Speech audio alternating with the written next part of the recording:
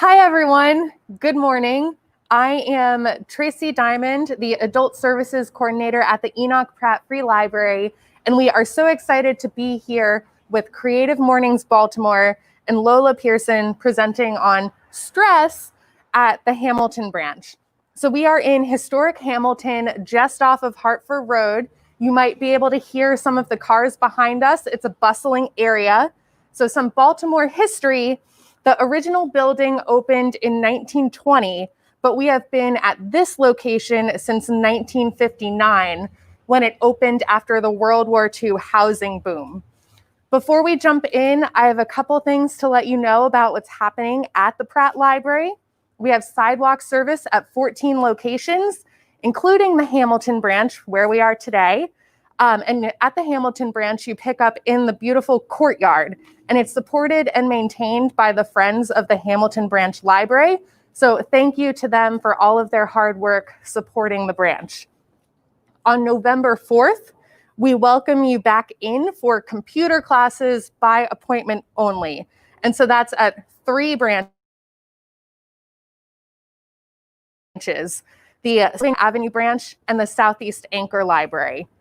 We also have a 2020 voting guide on our website, so it has the most up-to-date information before the general election on November 3rd.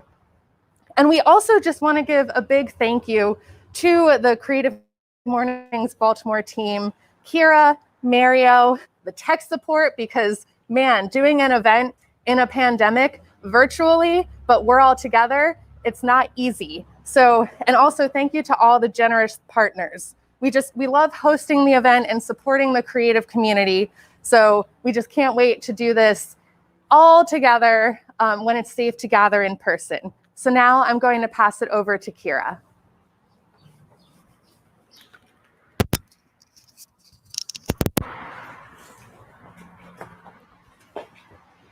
Good Baltimore morning, everyone. Thank you so much, Tracy. My name is Kira Wisniewski, and I have the distinct pleasure and honor of being your host and co-organizer of Creative Mornings Baltimore. We're so excited to be here at the Enoch Pratt Hamilton Branch Library this morning in our beloved Baltimore City, and I'm so glad that you all could be with us virtually. Sorry that we're just a couple minutes late. We had some tech issues. It started to rain, but here we are. But before we get started, I want to say out loud, Black Lives Matter.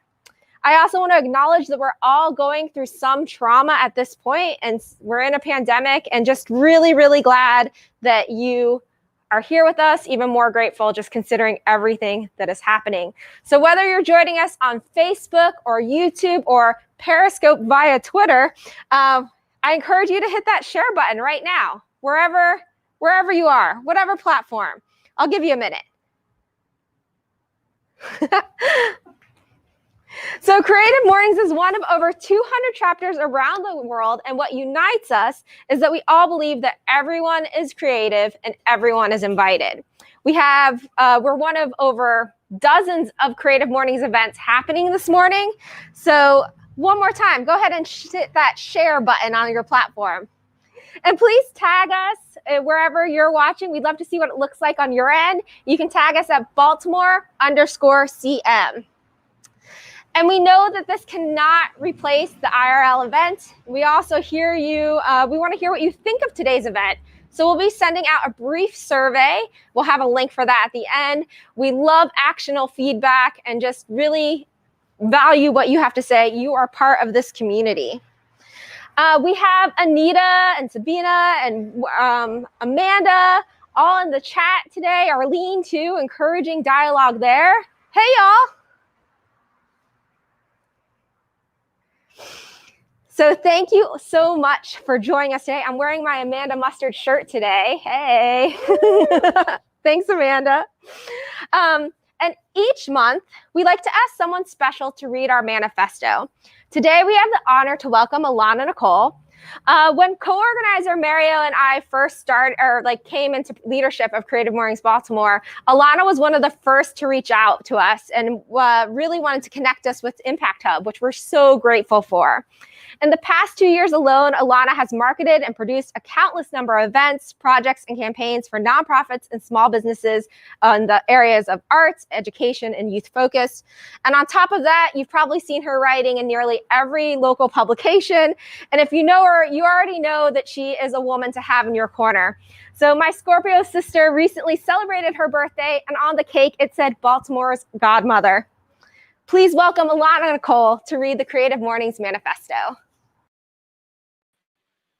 Hi, everybody. My name's Alana Nicole. Thank you so much, Kira, for that amazing introduction. I'm here to read the manifesto. I'll jump right into it.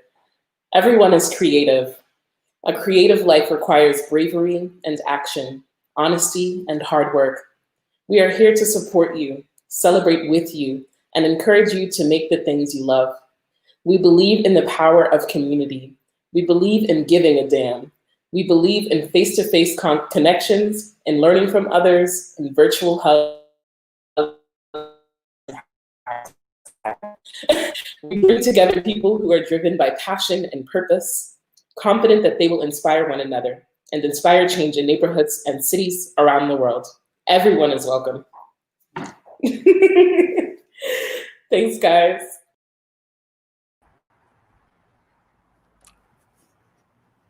Thank you, Doctor.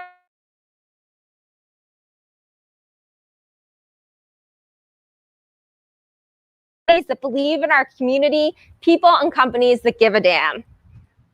Typically, I'd ask our local volunteers to stand up, but I do want to give a special shout out to Mario, Sabina, Arlene, Anita, Winston, Henley, Sean, and Veronica.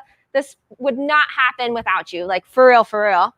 This is also where we'd have slides of our beloved partners, but we're going analog. And luckily, from one of our sustaining partners at Alpha Graphics, we have some signs for you. I've said it many times, but on a very personal level, one of the greatest things about working with Creative Mornings is an opportunity to work with some of our local businesses, including Alpha Graphics, HASA, Impact Hub, Local Color Flowers, Maryland Art Place, Pixelated, and White Tea Company. So we're dropping in the chat a link that lists all of our wonderful sustaining partners, as well as the folk we've been fortunate to work with since the reboot of our chapter last year. If you can, we encourage you to support them more than ever. If you can't monetarily support them, please consider following them on social media, or even just like a like or a reshare. I recently saw a post that if you save a post on Instagram, that's really the best thing you can do. So do that for all of our sponsors. And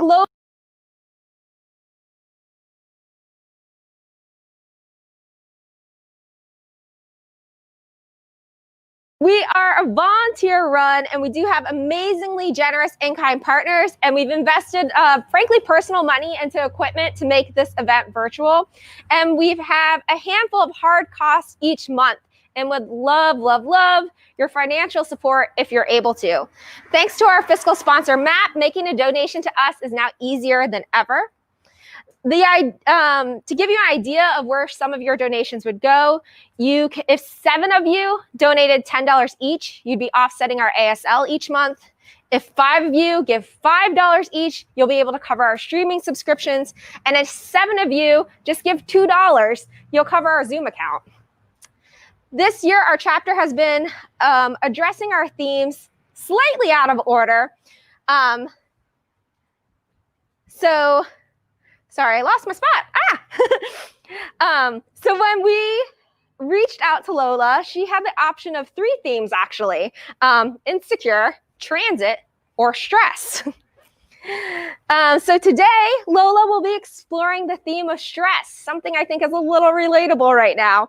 It was chosen by the Warsaw chapter and illustrated by Shanae Benjamin. And so now for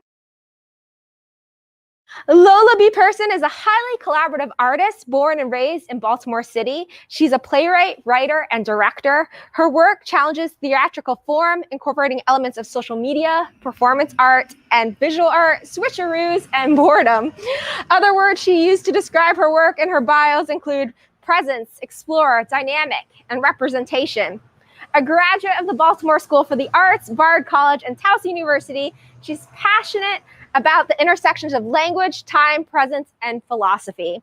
She writes new work and messes with classics that deserve it. She is the co-founding artistic director of the Acme Corporation. Creative Mornings Baltimore. Please help me welcome Lola B. Pierson to the virtual stage. Thanks. So thank you to Creative Mornings for having me and to Enoch Pratt for hosting us. As Kira said, I'm Lola B. Pierson. I am a writer, director, all-around theater maker, and I run the Acme Corporation, which is a small theater company. I am also a total stress case. So the Creative Mornings people pitched the themes to me, and I picked the one that appealed to me the most, which was stress.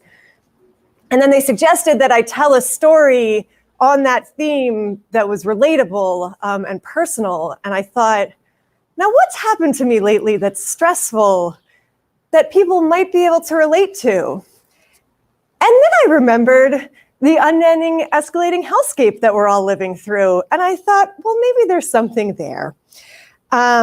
Stress is an indication that something needs to change. It's not innately bad. There are a lot of studies that show if you can view it as a beneficial thing, it can actually be beneficial and healthy to you. So like you go running, your body is under stress, and then you sweat. Your body gets overheated, you start to sweat, it cools you down. In that case, your body is able to relieve the stress immediately because of that mechanism. Then we can also look at things like social movements, right? Like racial inequality is not new, and Black and brown people have been carrying that stress for a very long time. Social media has made it harder for white people to ignore it or act like it doesn't exist. And a mechanism of empathy is when we see suffering, it causes stress in us and we want to change it. So social media sort of took away our plausible deniability, and now we're seeing, I hope, this sort of radical shift in the way mainstream culture views race and racism. So stress can be good, right? But what about when we can't make the change that we need to make the stress stop? Like one example would be if you were living through an ongoing global pandemic, just for example. We can't eliminate our current circumstances, and there's actually very little we can do to change them. And pretending that it's not stressful only makes it worse. I think that the first step to navigating stress is being present with it and not rushing to make the change, but realizing that something needs to change, which in order to do, we have to be present with it, we have to sit with it.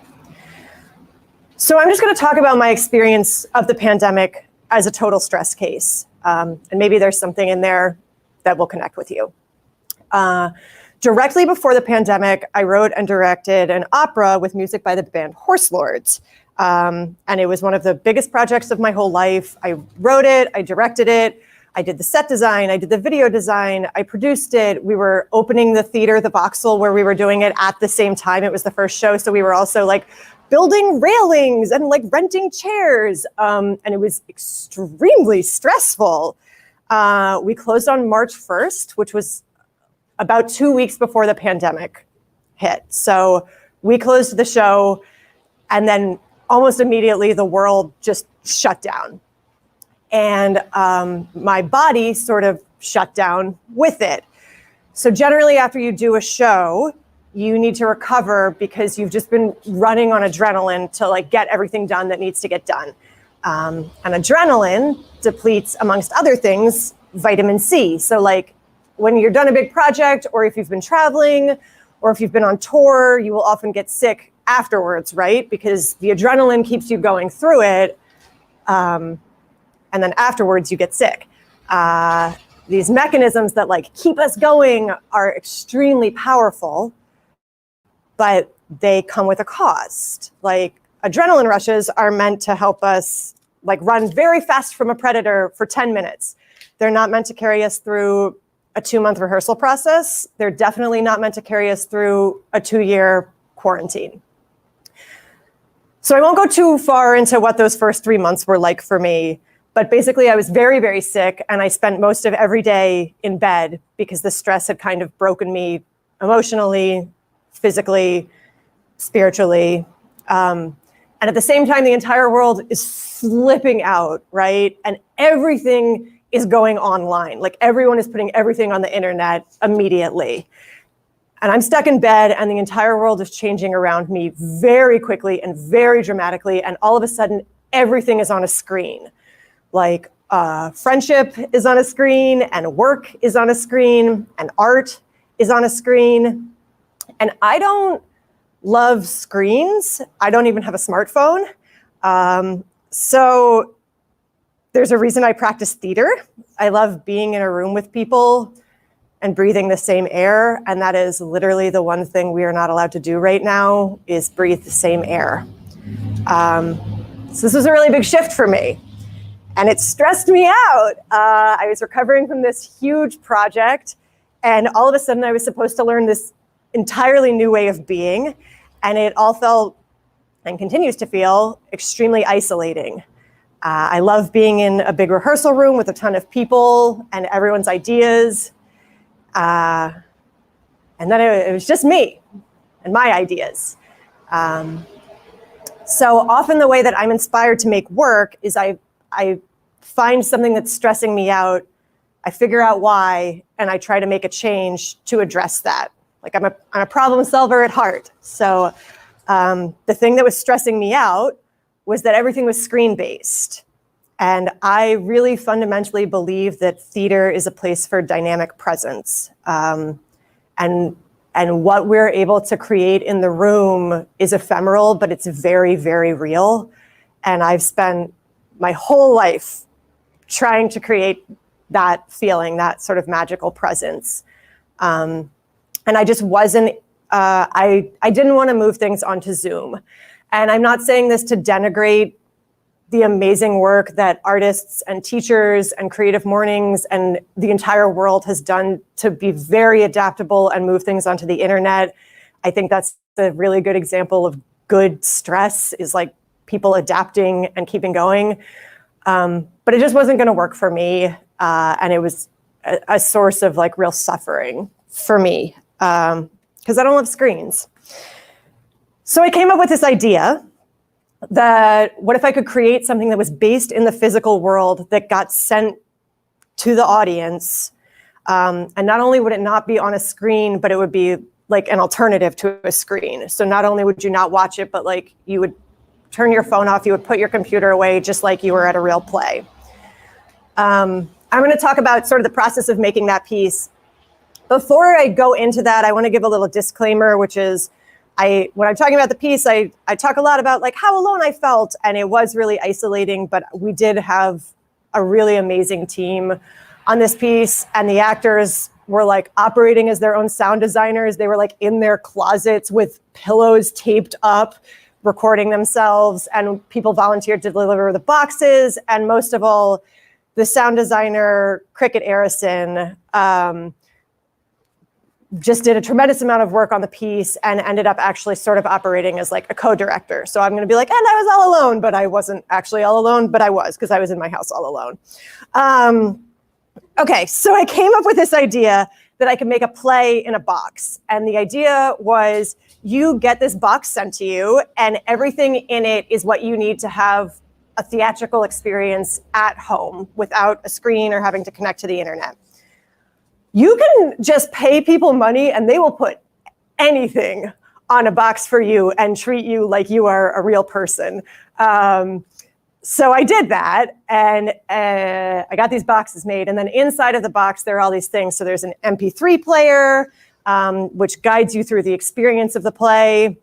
There are these actors acting out a loose story. And then there are these like audio commercials that are like radio commercials for the Institute for Counterfeit Memory. And then there's this robot that like directs you to do things, like is like, turn off the lights in your house or put your cell phone away or whatever.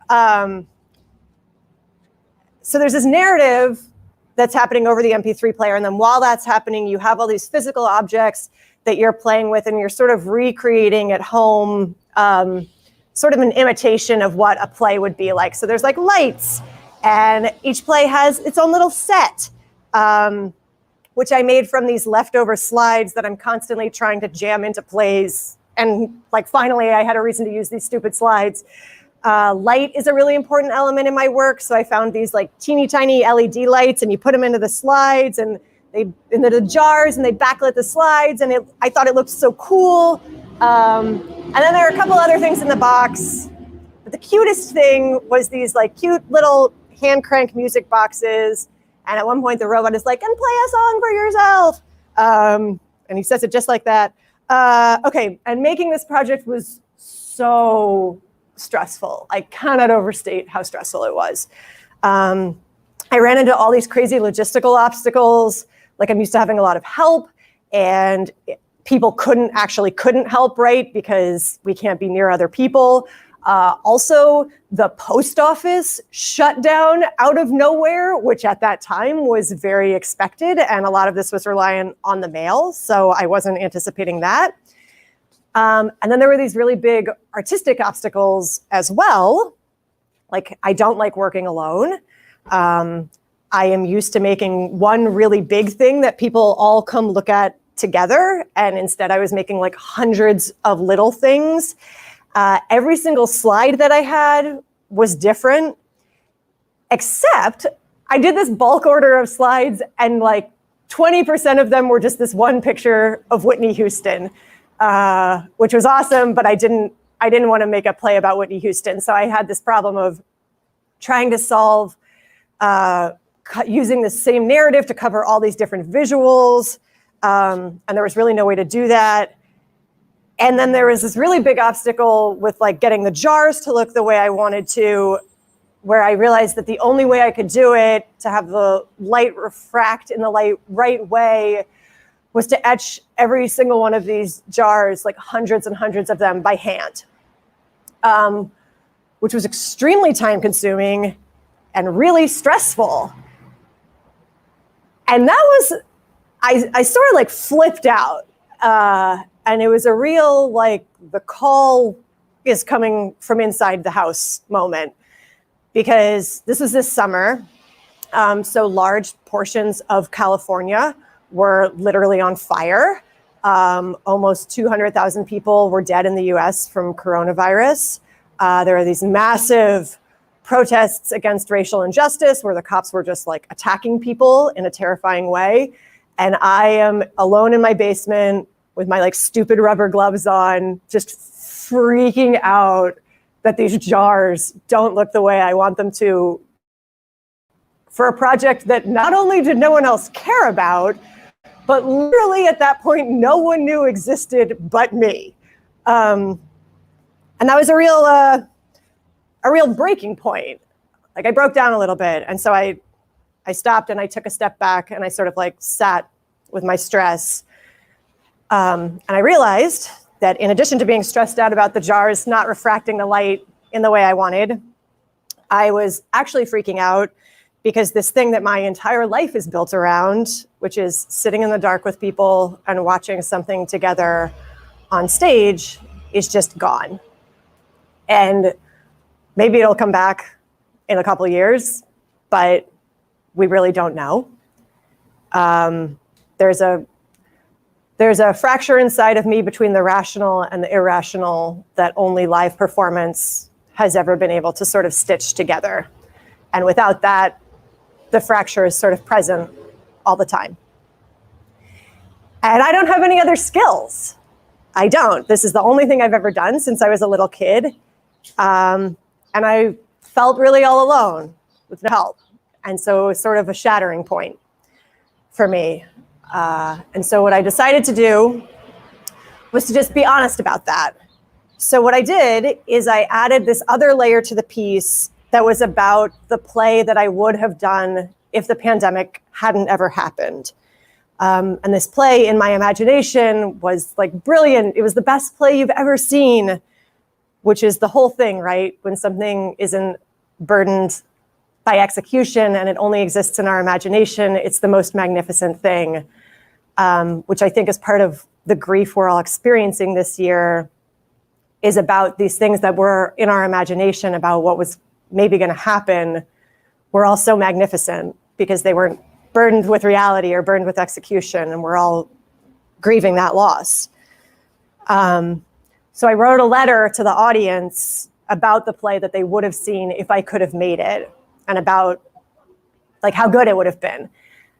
And that's when I really started to love the piece that I was making, and it sort of took its form because I was making not an imitation of a play, but something that was its own thing.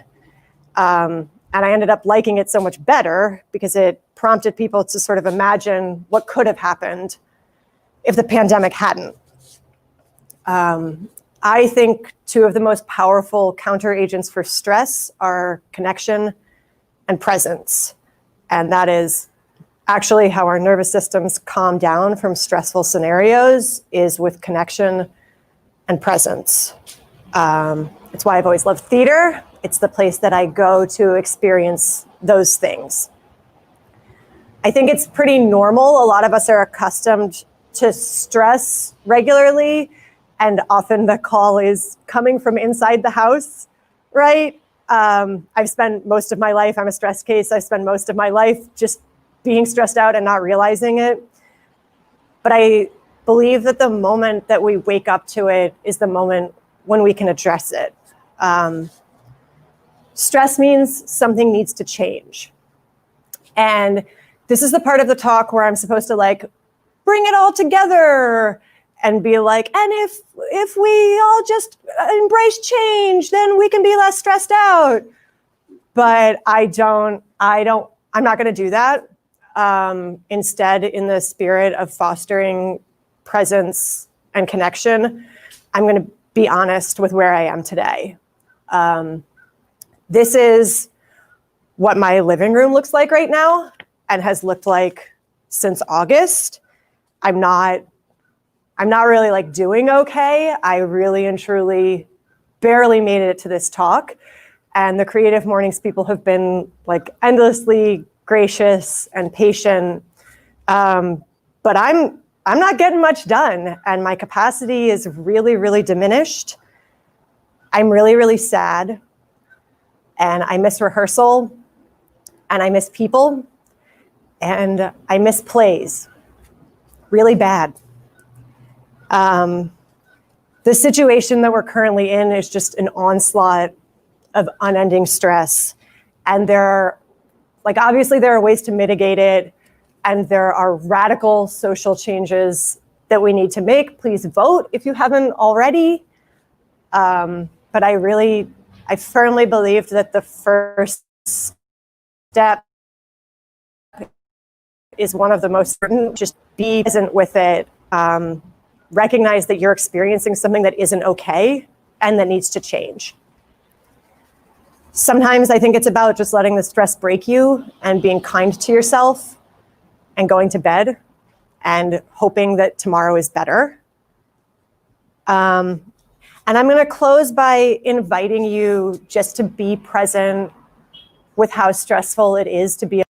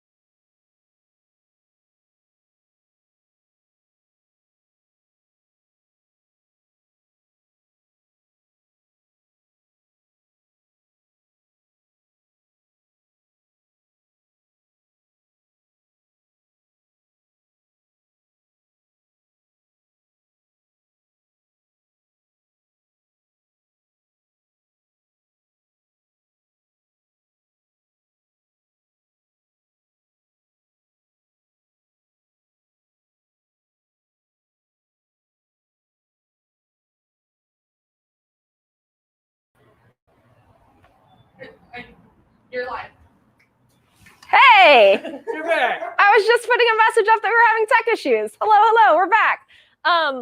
Sorry about that. Lola, who is like 20 feet away from me right now, I'm looking at her. That was incredible. Thank you so much. Everyone out there in YouTube and Facebook and Twitter land, we're gonna open it up for Q&A now. So you can type your question into the chat or and it will pop up on my screen if tech is on our side, but you know Mercury's in retrograde, so here we are.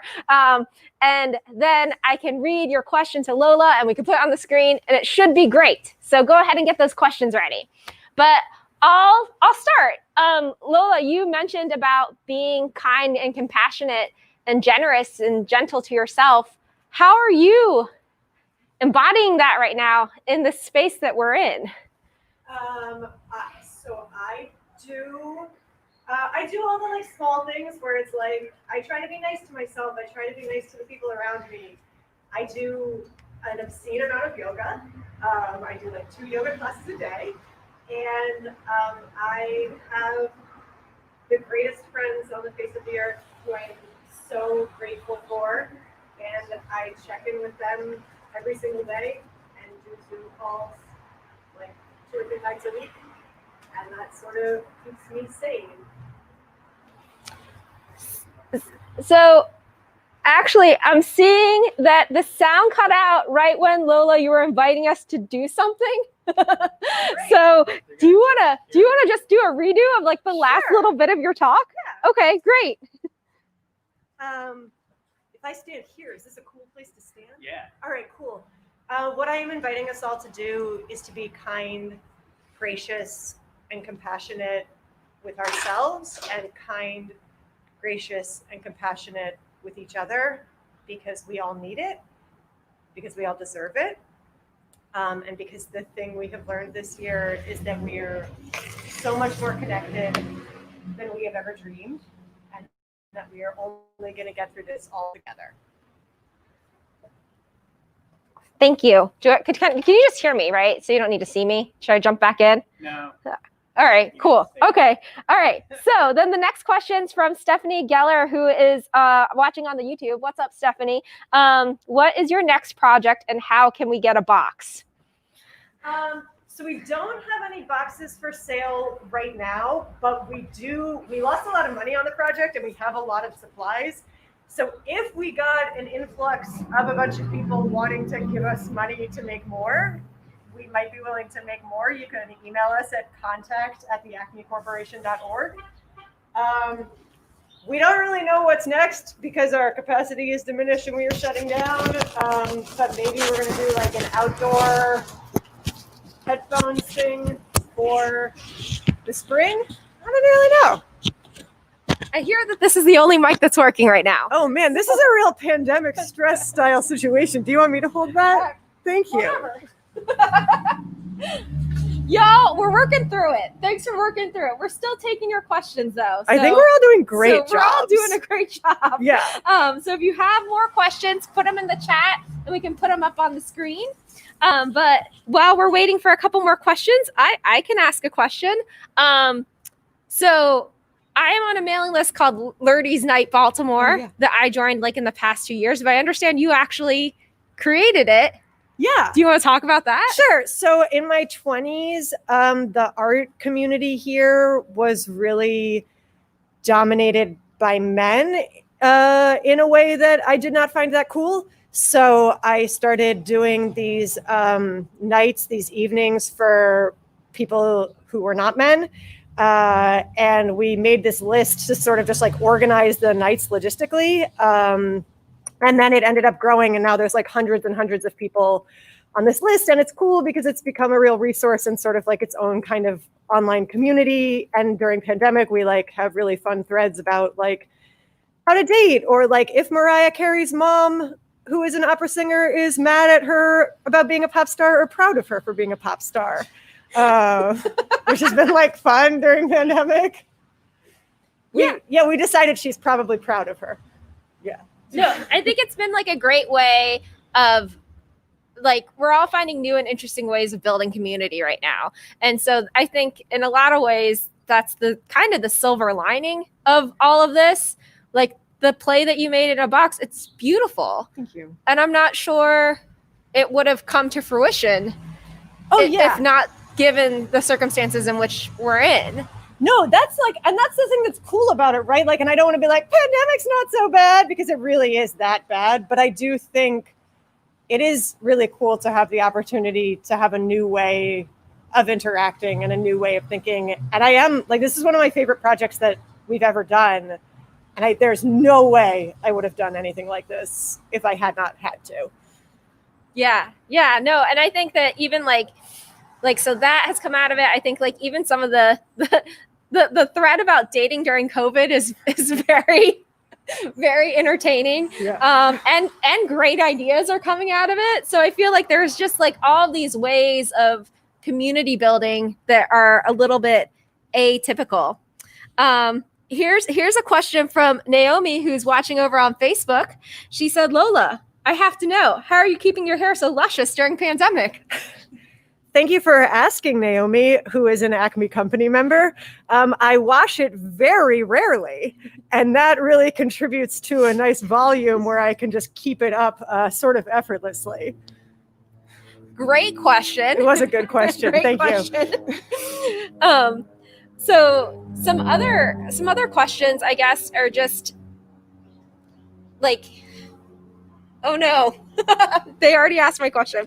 I'm sorry, y'all. There's a lot going on right now, as we said. I think we're doing great. Yeah, we're doing great. This is a real everyone's doing great situation. Yeah, but if you have more questions in the chat, keep them coming. But if not, we can wrap up the Q&A and we can just go continue to thank you for your talk. Yeah. Thank you for being so open and vulnerable and just like willing to talk about stress in a very stressful time. I mean, even when I was typing like the newsletter that went out, which I know only like we have a 23% open rate, so not a ton of people saw it, but it's fine. But like, I was like the playlists on stress and like talking about stress. I was like, this all just feels so on the nose right now. So I feel like your talk, so much appreciation and love for it, because I feel like it's come at a time that is very relatable to so many of us. So just really, really appreciate it. Oh, here's a question that we have from Katie, though, on YouTube. Lola, do you remember your first experience with the adrenaline rush of creating a live performance? Oh, good question. I don't know if I remember my first experience. I will say, as I've gotten older and more self-conscious, it's gotten like stronger, like really powerful. And I can't even doing this is like, I am nauseated for like a day beforehand. So that's something I'm working on navigating, right? Yeah. But it is like, it's exciting, right? Like, and directing is like kind of the best version of it because I'm just sitting there watching everyone else do the hard thing. Totally. So Rebecca has asked to drop the fundraising link, and then Anita has already posted it. So I'm just putting these both on the screen for the Acme Corporation. I love that. Thank you. Please give us money. We lost money on this project. So there's you go to the acmecorporation.org. And so that is hopefully, I encourage you to just go support them, there's so many people in the pandemic, so many artists that definitely, I mean, theater is one of them. And one of the reasons why we talked to Lola to start with, just thinking like, it's hard. The theater's not really happening right now. It's really not. So we appreciate all the work and what you're doing. So yeah, please support local is really the message. Sorry.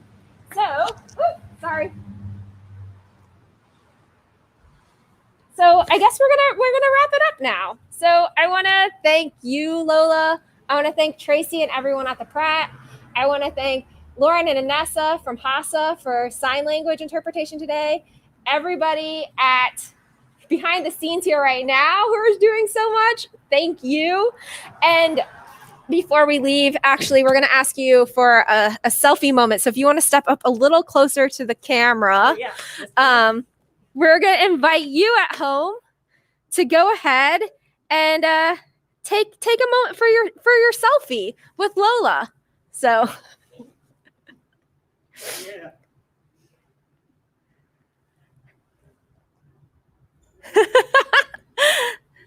Wait, I see that Henley's taking one right now. So I just want to wait for that one. Yes, thank you so much. Thank you. And I want to put on the calendar next month. We're excited to have Jackie Milan come to the Creative Mornings Baltimore stage to discuss the theme of radical. And that will be on Friday, November 20th at 9 a.m. Also now, Arlene and Anita, if you could drop the link in the survey that I mentioned at the top of the event, we'd love for you to give us some feedback on how this went. We know we had some tech issues, so you could tell us about them, but we are aware of them. But anything else, we'd really love to hear about. And again, we'd love to see what this law looks like on your end. So tag us on social media at Baltimore_CM. And now we have just a quick closing exercise that we haven't done in a while, but maybe if you come to our events before, you're familiar with. So I need you to open the chat window on whatever platform you're using, and that could be YouTube, Facebook, or Twitter. I'm going to ask a question. I want you to type in your response, but don't send yet. Hit send yet. We'll press it all together at the same time. So type in your response, wait to hit send. Okay, here we go. How are you feeling right now? Type it in. Don't press send. Okay, let's do it on the count of 3. 1, 2, 3, send. So we know that the magic of in-person events cannot be replaced by these digital events, but we hope that you feel connected to this community. We look forward to seeing you on November 20th, and hopefully again in the new year in real life sometime. Go vote, y'all. Have a great Baltimore morning. Yeah.